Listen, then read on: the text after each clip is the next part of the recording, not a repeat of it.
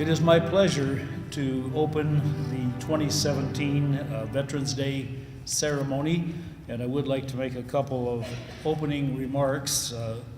Thank you so much for coming. I know that some of you may come from other countries and may be unfamiliar with some of the customs and traditions that we use on occasions such as this, particularly when it comes to the flag and the colors, as we call them. So please let me explain just a couple of details here. It is traditional for men to remove their hats, and looking around I don't see too many hats, but it is traditional for men to remove their hats, and for both men and women to place their hands over their hearts during the national anthem, or when the flag is moved, or when the bugler plays taps, which is our traditional music, and that will be done a little bit later in the ceremony.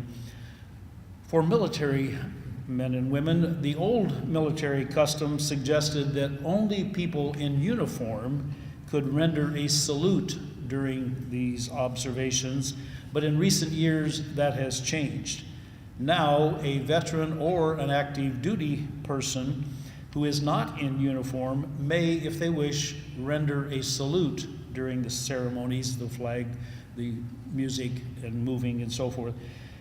If you wish to do that, that is perfectly okay under new standards. But today, we would also ask all veterans and active duty members to stand at attention when the national anthem is played, and that is customary for others as well, as you probably know. So at this time, if you would please rise for the posting of the colors.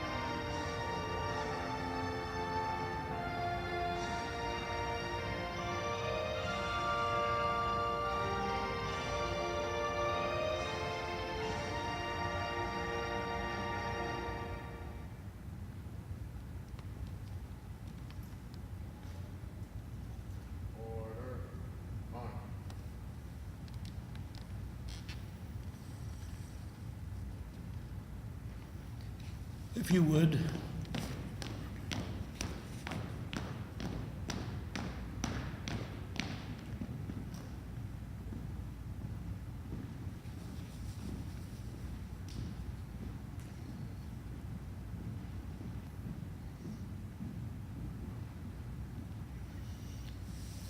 All right, thank you very much, and you may be seated, but we might just give a thank you to our Sea Cadets for that part of the ceremony.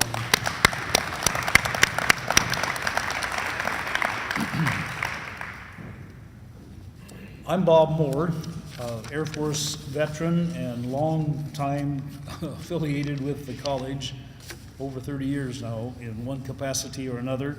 And it is a real pleasure to welcome you folks, and I welcome all of our distinguished guests, students, faculty, staff, and administration. Today's ceremony marks the 12th anniversary since a very small group of faculty and staff veterans started the tradition of holding a Veterans Day ceremony on the MCC campus. With the establishment sometime later of the Collegiate Veterans Association, or CVA, in 2014, it was appropriate to move toward a more formal ceremony indoors since then. Prior to that, we held the ceremony outdoors. Sometimes it wasn't so bad, sometimes it was a little cold and rainy and windy, and so we moved indoors. We are here today to honor our heroes, to remember their achievements, their courage, and their dedication, and to say thank you for their sacrifices.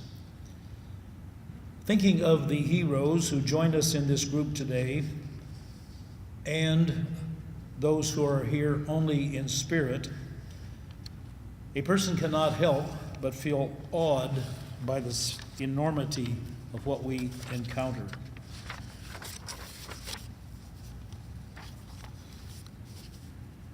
At this time, I would like for all veterans and active duty military to please stand. And good, we have some folks out in the audience and up here in the stands. I would ask the others in the group, if you would, just give a hand to our veterans and active military.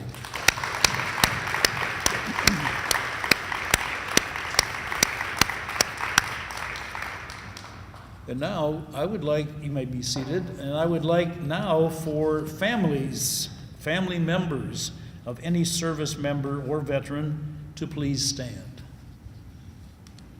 All right, I see my wife stood up there, very good. How about giving a round of applause to family members?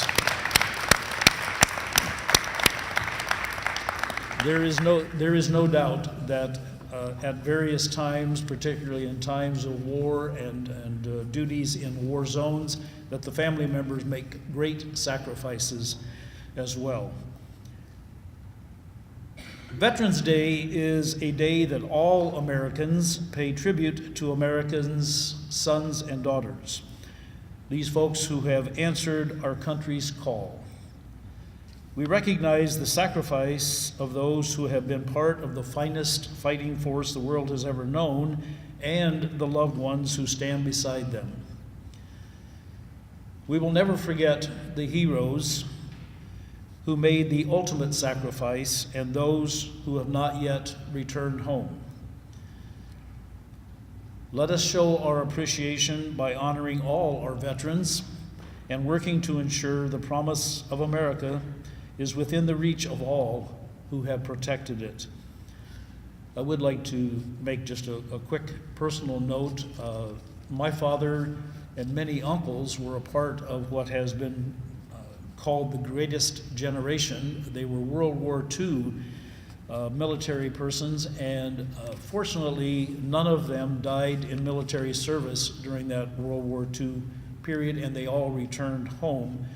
But I'm thinking at this moment of my father and Uncle Jim and Al and Glenn and several others that all were a part of that greatest generation fighting force. And I think of them often, but particularly on a day like today.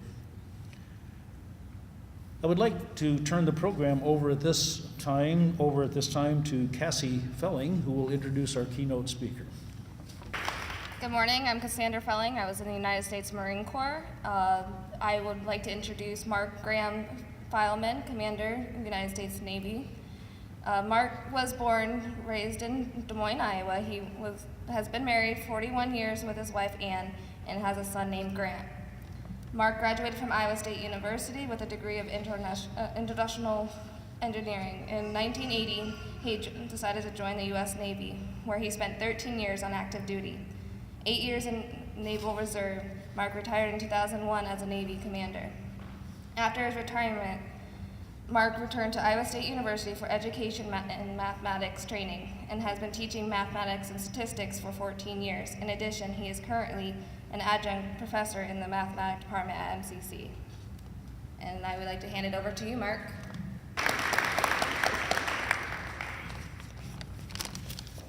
Thank you, Cassie. It's good to see everybody, and thanks for inviting me. I think what I'll do is I'll just go ahead and I'm going to start this kind of like I start when I introduce myself to the new class. I usually tell them in my former life, I was a Navy pilot and served in the Navy, retired Navy, compared to living around here with the cornfields in Iowa and stuff, because it is a bit different out there, the sea and all. So I guess my story does begin. I go back, I was raised in Des Moines, and I ended up I got interested in aviation back when I was in high school, and then I went on to college at Iowa State, and I was somewhat interested. Of course, I got married then, and so I couldn't afford too much flying, but did have a Navy recruiter come up and try to talk me into joining the Navy back in just when I was getting ready to graduate from Iowa State. And we went up for about an hour flight, but at that time I'd accepted a job down in Dallas, Texas with Texas Instruments. And so we went down to Dallas, my wife and I did, and but I continued flying, and down there I ran into, as a flight instructor, I ran into another guy that used to be an A7 pilot, carrier pilot, and he talked about carrier aviation. And it got me interested and started thinking about it, and I decided, well, I'd take a look at it and I'd try for it. And fortunately for me, three different things. I had good health, so I qualified. It was after the Vietnam era, so I was fortunate to miss out on going to Vietnam because a lot of bad stories from there. And then also, I think Ronald Reagan had just become president, and so at that time they were building up the military. And so what happened was they had a demand for pilots, and I think every time I turned around I had a pay raise, and the military was pretty well respected at that time. But as far as joining the Navy, I joined down in Dallas, and then I went on started in Pensacola, Florida, and they call it AOCS, Aviation Officer Candidate School. You might have seen it, a couple of movies, Officer and a Gentleman down there, or just, it was kind of like that. And I still remember we had Staff Sergeant Cleveland, United States Marine Corps, sir. And he was a drill instructor, but I was fortunate because he did not like to run. Some of the other drill instructors had their classes running 5 miles every day. We would only go 2.5 miles. So we were fortunate in that respect and all. But it was 14 weeks, and the training, the aviation training, the drill, the swimming, and everything. And then once you came out, you became, you graduated, you were an ensign in the Navy. And you graduated, and then went to flight school. Went back to Corpus Christi for some training, and then Beeville, Texas for jet training down South Texas. It's down, it's close to Corpus Christi and all, but T2s and A4s. And I guess down in Beeville there, that's where we did our first carrier training. And we're in a T2. It was a twin engine jet, but we trained on land, and once you passed the test on land, then basically you went solo on a 4-plane flight out to the Gulf of Mexico. And they had the USS Lexington out there in the Gulf, and had the wooden flight deck. It was pretty old school. Actually, it was based in Pensacola, so the ship came over from Pensacola to the Gulf of Mexico off Corpus Christi. First day we went out there, imagine standing up and dropping a postage stamp on the ground, and when you fly overhead, that's about how big the carrier looked when you first came overhead. So it was pretty much a blur, but we did 2 touch and goes and then 4 arrested landings, and that was it, and you qualified. And fortunately, I had a very good day that day. Only minor glitch was on the carrier. things were going very fast, but I'm getting ready for the last catapult shot. They came up and they gave me a down signal, and they said, your aircraft is down. So they spun us out, put me behind the island, and I sat there, and it took me about a half hour basically to realize that I had a flat tire, or I had a tire that needed to be changed. So it gave me a chance to watch everybody else. Anyway, that's where I was down in Pensacola there, and then Beeville. And then once I got my wings, and those are wings of gold for naval aviation. Actually, they're the best pilots in the world, just in case anybody wondered there, but because of the carriers. But some of my duty stations, well, in flight training, again, I had some prior flight training, and so the way it works out, if you finish number 1, you definitely get your first choice. But actually, I came in number 2 out of 31 pilots, and I still remember the day the CO came in the ready room there, and he said, well, I'd put in for request to go to Whidbey Island, Washington, A6s. That's clear up northwest, and they sent me back to Pensacola as a flight instructor there. So the opposite direction, but it worked out fine. And so went down to Pensacola, did a tour down there, and then I went up to Norfolk, and I trained there for more carrier training. That's where we did our night carrier landings out in the Atlantic Ocean. Spent some time in Norfolk. Had an assignment overseas in Sigonella, Sicily. And I remember the day I came home in Norfolk, I had a choice to stay in Norfolk, or we could go over to Italy and for 3 years. And I was either way. I could have stayed in Norfolk because I wasn't a big traveler, but my wife said, are you kidding? We're going to Italy. So we spent 3 years flying, supporting the carriers coming into the Mediterranean out of Sigonella, Sicily. With the mafia, and but it was a half Italian, half U.S. Navy base there. So we hit the carriers, and then I had a deployment on the USS Forrestal, which has been decommissioned since then. But that was out to the Persian Gulf. We went through the Suez Canal, the Red Sea, and I do remember the day we took our aircraft out there. I was in charge. We had 4 pilots and 14 maintenance crew, and I had fantastic chief. So that kept the plane flying. But I remember the day we went out to, the carrier was waiting for us there. Right before they went through, they called it the ditch, the Suez Canal. And we'd been delayed a day because of maintenance on the aircraft. And so I came in, and I was pretty excited. So I came in too high, and they waved us off. And I'd never been waved off before in my life. And basically came around again, landed, and then I went back downstairs, and the carrier group officer, he came up to me and goes, we can't have that on board ship anymore. So, you got used to the carrier and stuff landing and all. But anyway, we spent 3 months out in the North Arabian Sea and the Persian Gulf there supporting. They had oil tankers going through the Suez Canal and all there, so in that support there. And that was a very good deployment. Fortunately, we had good luck, and we had lots of good trips. But then we came back, and then my last duty station was back in Norfolk, and I was training pilots to go back to the Middle East. And it was about the time of the first Persian Gulf War, the Iraq War and all. So we sent pilots back there. But I decided to get out, and then ended up staying in the Naval Reserve, and then ended up putting in another 8 years or so. And I'm very glad I did, because I ended up getting my 20 years of retirement. So now I'm old enough I can collect the pension, and we have the medical and stuff. But that was a good reserve, and I did that. And so as far as the, I guess the highlights and the lowlights, the Navy and stuff, it's been very good to my wife and I. It's like anything else. You do a good job, they're gonna reward you. They're gonna give you good assignments and stuff like that. It works out. And good travel opportunities. You ever heard join the Navy, see the world? And it actually worked out that way.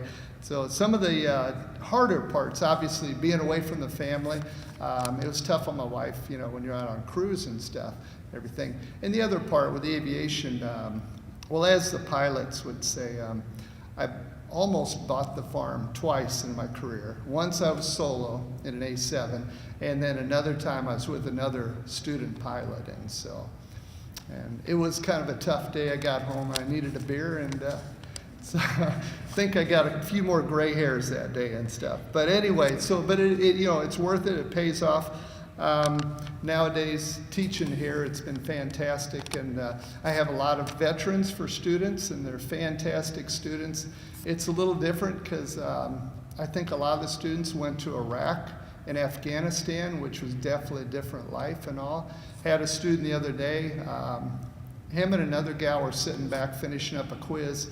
It was like statistics, and he commented, he goes, well, it could be tougher. I could still be back chasing pirates. And the other lady looked at him like, what are you talking about? He goes, oh, you know, off Somalia there, or Ethiopia, they're chasing pirates and stuff. And but you got to respect the people, what they're doing today and stuff. So anyway, that's pretty much it. It's been very good for me. And I just, in conclusion, I want to thank Pele and PJ and Amber. Thanks for supporting the veterans and everything, and putting on this event. So thank you very much. Okay, it has also been a tradition ever since we started that we read a poem, and so I happen to be always the one that does it. So this poem is in kind of reference to the in Flanders Fields, where most of you, or like my generation, understand that poem. But this one was written by Canadian poet Edna Jacques in 1919, and is called In Flanders Now. We have kept faith, you Flanders dead. Sleep well beneath those poppies red that mark your place. The torch your dying hands did throw, we've held it high before the foe, and answered bitter blow for blow in Flanders Field. And where your hero's blood was spilled, the guns are now forever stilled and silent grown. There is no moaning of the slain, there is no cry of tortured pain, and blood will never flow again in Flanders Fields. Forever holy in our sight shall be those crosses gleaming white that guard your sleep. Rest you in peace, the task is done. The fight you left us, we have won. And peace on earth has just begun in Flanders now. Good morning, everybody. My name is Moises Fonseca. I am the Vice President of the CVA and a former United States Marine Corps veteran. Thank you, everybody, for being part of this ceremony. I appreciate all your guys' support. Thank you to all the veterans for every sacrifice that you guys have done for this country. Thank you for your service. Right behind me, we are going to be playing a video of the Armed Forces medley. So I may ask all the veterans, when your song is played, your branch song, please stand for your recognition. Thank you.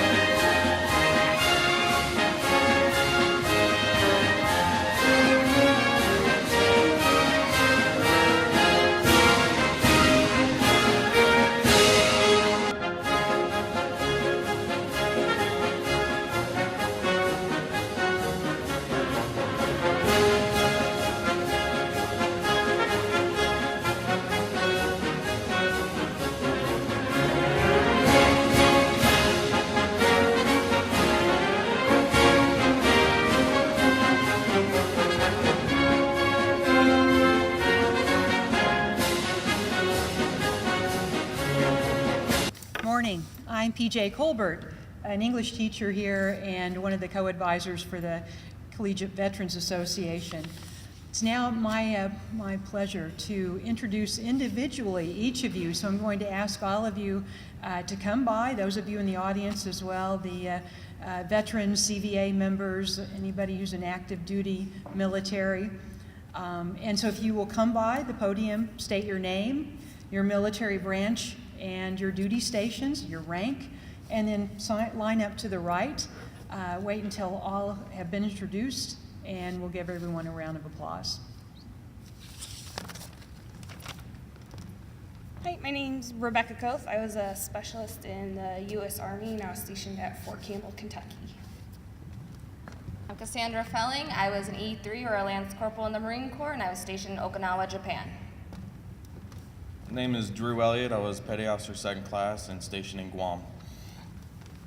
Good morning, everybody. My name is Emilio Hernandez. I was a corporal in the United States Marine Corps. Hurrah! Moises Fonseca, United States Marine Corps veteran. I was a Lance Corporal when I was there. Also, happy birthday to the Marine Corps.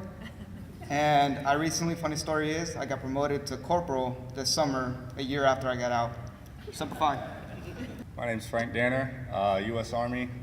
I was E4 when I got out, specialist.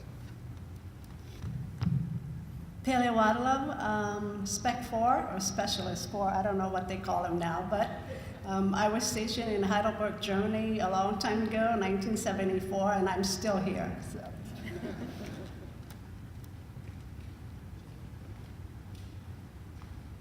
I'm Bob Moore, United States Air Force. I was airborne radio repair, airman 1st class when I got out, and was in during the buildup of the Vietnam War, but I was never stationed there. I was stationed in Kansas, Spain, and Morocco. But that era, 1959 to 1963, was a troubled era for other reasons. But I really benefited a great deal from my 4 years in the Air Force. Hello again, Mark Feilman, mainly based at U.S. Navy, Norfolk, and then Sigonella, Sicily, and got out as a commander. Gary Fulton, United States Navy, 1971, 1976. Petty Officer 2nd Class radar operator on a supply ship, USS Seattle, home ported out of Norfolk, Virginia. Becky Hassett with the 132nd Fighter Wing, and I was a staff sergeant.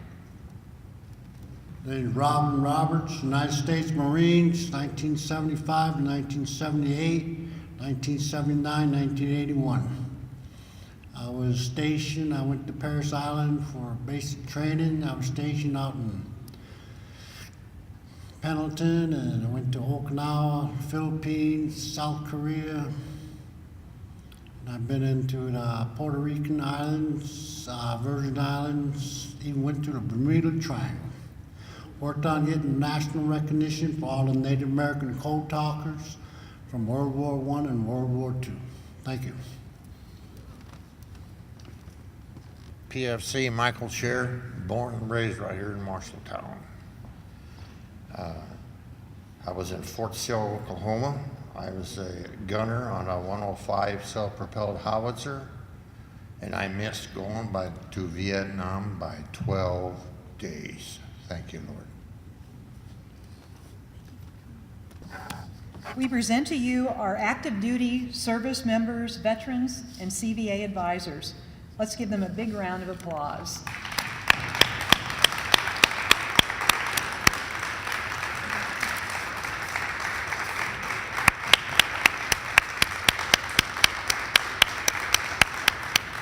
Good morning. My name is Amber Bolin, CBA advisor, and I just want to welcome everyone, or have them come up maybe after the ceremony over to our honors tree. This is our 4th year of doing the honors tree, and this is something that we do keep up year round. We just took the stars off from last year just this week, so our student veterans do like to look at the tree and look to see what you guys do right on the stars. There's 5 different stars. Colors. They all mean something different, so please come up and maybe write a name or a response on it. Thank you. The table before you is a place of honor. It is set for one. The table is our way of symbolizing the fact that members of our profession of arms are missing from our midst. They are commonly called POWs or MIAs. We call them brothers. They're unable to be with us today, and so we remember them. This table is set for one is small, symbolizing the frailty of one prisoner alone against his oppressors. Remember, the tablecloth is white, symbolizing the purity of their intentions to respond to their country's call to arms. Remember, the single red rose displayed in the vase reminds us of the families and loved ones of our comrades in arms who keep the faith awaiting their return. Remember, the red ribbon tied so promptly in the vase is reminiscent of the red ribbon worn upon the lapel and breast of thousands who bear witness to their unyielding determination to demand a proper accounting of our missing. Remember, the candle's lit, symbolizing the upward reach of their unconquerable spirit. Remember, the slice of lemon is on the bread plate to remind us of their bitter fate. Remember, there is salt upon the bread plate, symbolic of the family's tears as they wait. Remember, the glass is inverted. They cannot toast with us tonight. Remember, the chair is empty. They are not here. Remember, all of you who have served with them and called them comrades, who depended upon their might and aid and relied upon them, for surely they have not forsaken you. Remember until the day they come home. Remember. Thank you very much.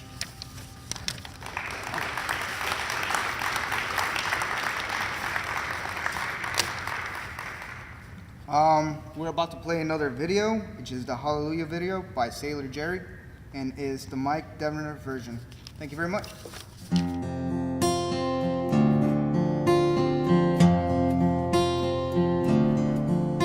You packed your bags and shut the door. You crossed the sea to fight a war. You didn't know just what would happen to you. Stepped in the dirt, boots on the ground, and gunfire was the only sound. And to yourself you whispered, hallelujah, hallelujah, hallelujah, hallelujah,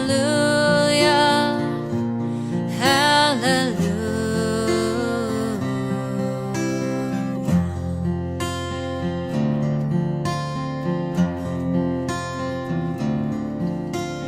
Every day and every night, you walk the walk, you fight the fight. You never saw the end in sight, now did ya? The days are washing a haze of red, the blood, the mud, too many dead. Your weary soul was crying, hallelujah, hallelujah, hallelujah, hallelujah, hallelujah.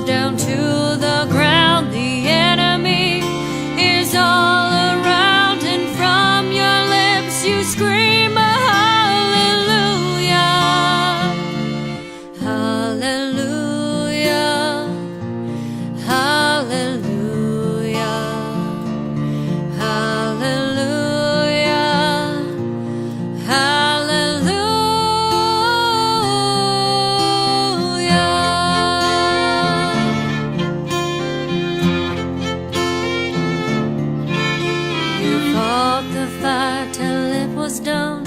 You have the strength to carry on. You thought it'd be much better back home, did ya? You try each day, keep pushing through, but the battle lives inside of you. It's a cold and it's a broken hallelujah. Hallelujah. Hallelujah. Hallelujah. Hallelujah.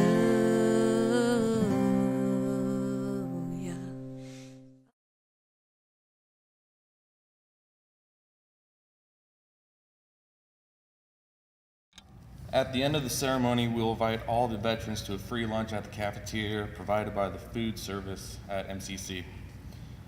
We also invite everyone in the audience to write your names, your short note of their loved ones on the Veterans Tree of Honor after the ceremony. If you do not get a chance to see the PowerPoint presentation of photos of our veterans, it will be replayed immediately after the ceremony.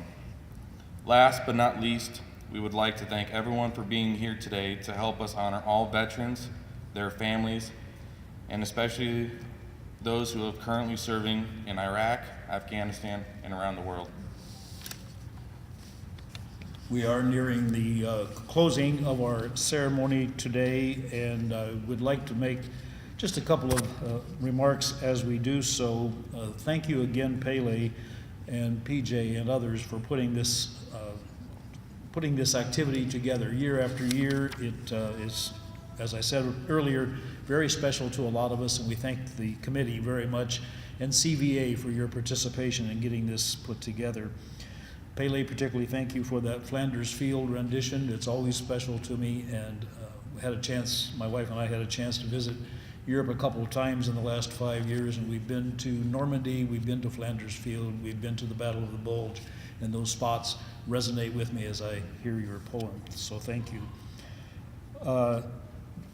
Jumping ahead just a little bit, the new addition this time is that Hallelujah, the wonderful song written by Leonard Cohen, who died fairly recently, and I don't think he would mind very much that those lyrics were substituted for his beautiful rendition, so that was a nice touch also. And Mark Feilman, thank you very much for being here today and for sharing your personal experiences. It reminds me that anytime you get two or more veterans together, there are going to be stories. There are always stories. Am I right, guys?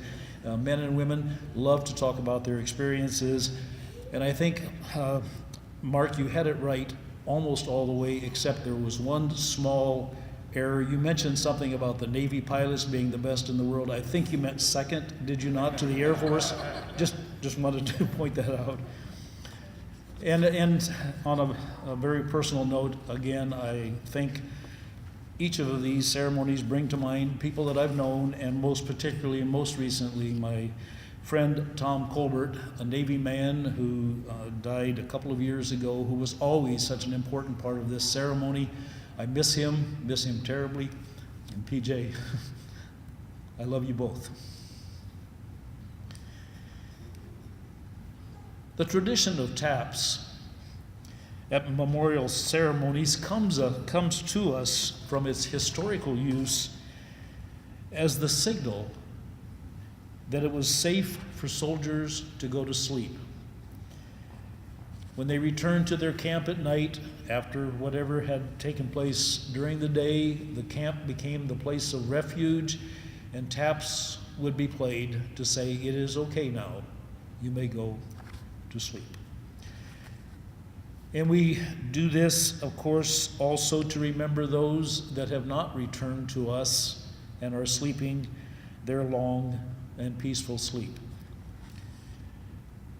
At the conclusion of taps, we will observe a moment of silence and remembrance, and then you will hear a call for dismiss. Again, let me remind you, please, any of you, come to the honor tree and leave a remembrance. It's a tradition we started just very recently, and I think it's a wonderful way to remember anything that you want to add to that honor tree. If you would now, please rise for the rendition of taps.